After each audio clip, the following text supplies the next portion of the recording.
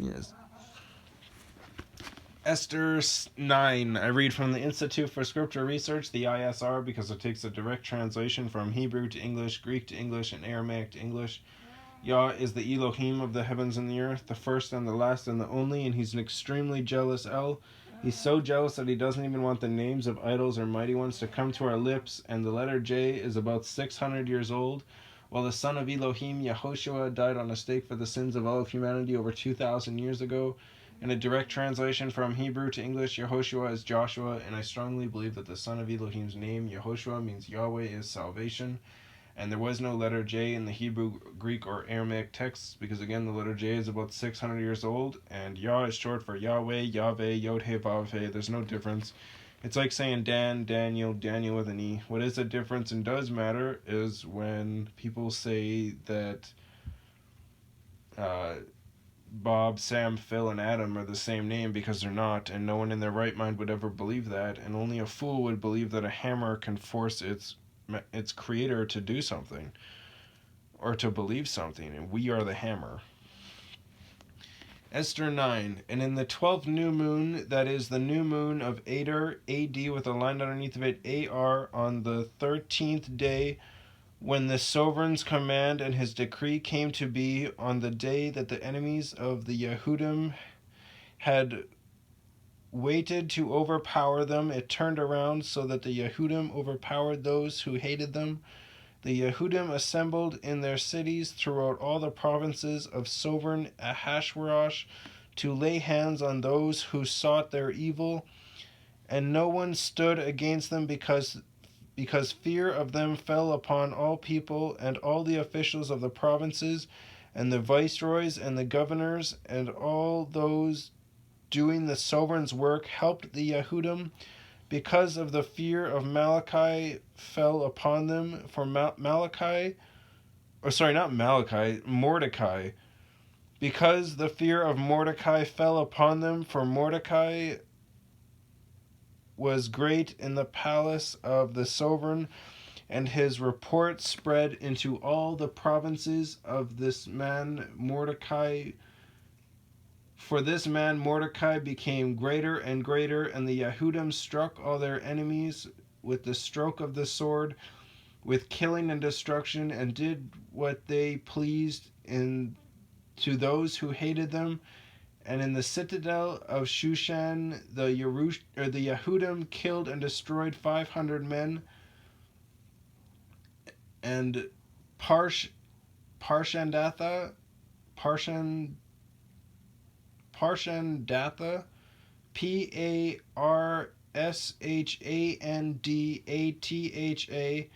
and Dalphon, Dalphon, and Aspatha, Aspatha, and Poratha, Poratha, and Adalia, AD with a line underneath of it, ALYA, and Aridatha, ARID with a line underneath of it, ATHA, and Parmashta, PARMASHTA, and Arisa, ARISAI, and Aridae, ARID with a line underneath of it, AI, and Wayzatha, Wayzatha, Wayezatha,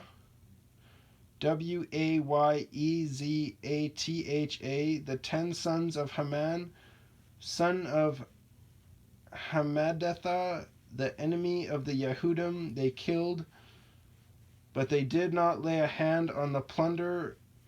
On that day, the number of those who were killed in the citadel of Shushan came before the sovereign. And the sovereign said to Sovereigness Esther, the Yehudim have killed and destroyed 500 men in the citadel of Shushan, and the 10 sons of Haman, what have they done in the rest of the sovereign's provinces?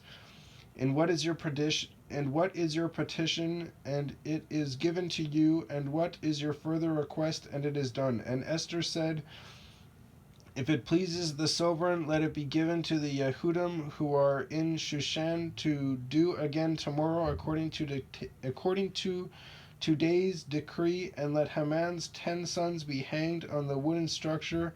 And the sovereign commanded this to be done, and the decree was given in Shushan, and they hanged Haman's 10 sons, and the Yehudim who were in Shushan also assembled on the 14th day of the new moon of Adar, AD, with a line underneath of it, AR, so the 12th month, and they killed 300 men at Shushan, but they did not lay a hand on the plunder.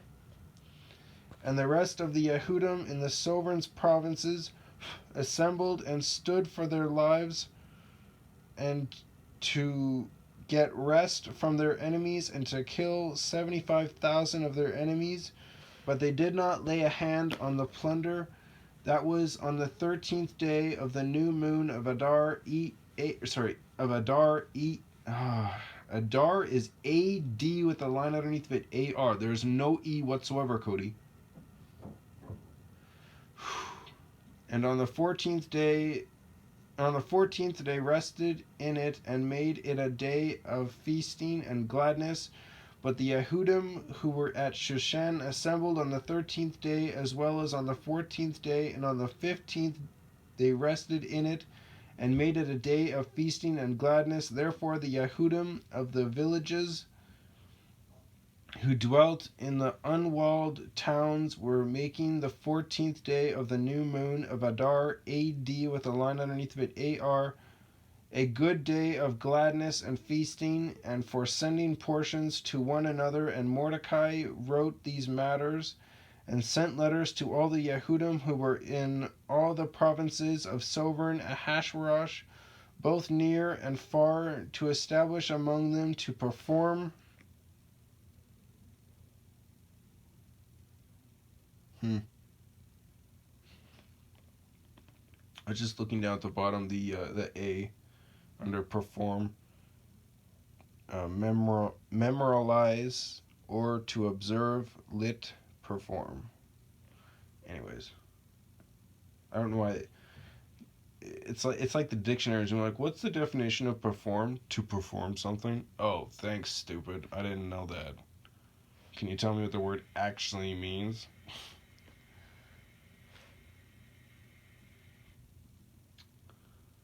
To establish among them to perform the 14th and 15th day of the new moon of Adar yearly, as the days on which the Yehudim had rest from their enemies, as the new moon which was turned from sorrow to joy for them, and from mourning to a good day, that they should make them days of feasting and joy, of sending portions to one another and gifts to the poor.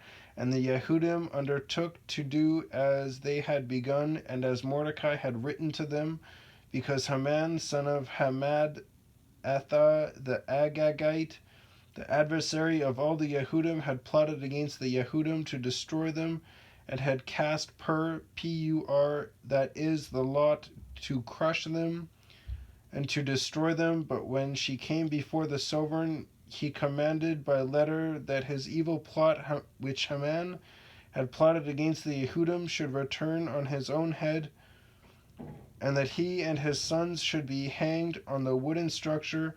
Therefore they called these days Purim, Purim, after the name Pur. Therefore, because of all the words of this letter, what they had seen concerning this matter, and what had come upon them,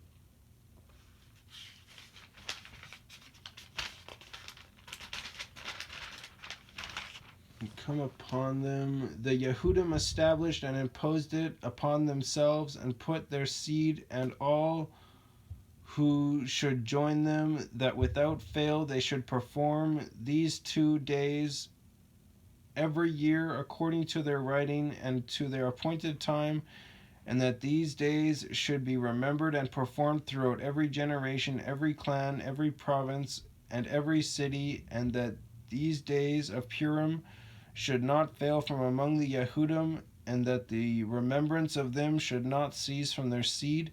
And sovereigness Esther, the daughter of Abihail, A B with a line underneath of it, I H with a dot, A Y I L, with Mordecai the Yehudi, wrote with all authority to confirm this second letter about Purim. And Mordecai sent letters to all the Yehudim to the 127 provinces of the reign of Yahashwarash, words of peace and truth to establish these days of Purim at their appointed times, as Mordecai the Yehudi and sovereigness Esther had established for them, and as they had established for themselves and their seed concerning matters of their fasting and lamenting, and the decree of Esther established these matters of Purim, and it was written in the book. All right, I just want to point out that this is a man-made festival. Purim is a man-made festival. It was not established by YahWeh. It wasn't done in any way, shape, or form like that. So because it's a man-made tradition, it's Yah tells us in the Bible not to follow man-made traditions at all. Don't worship them. And this was strictly for Judah, the tribe of Judah, Yehuda. And it was something they made on their own for themselves. After they took revenge into their own hands and did it upon them who were going to do it to them.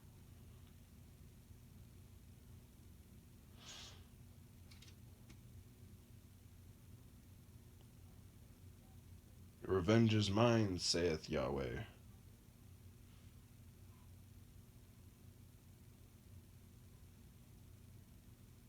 Anyways.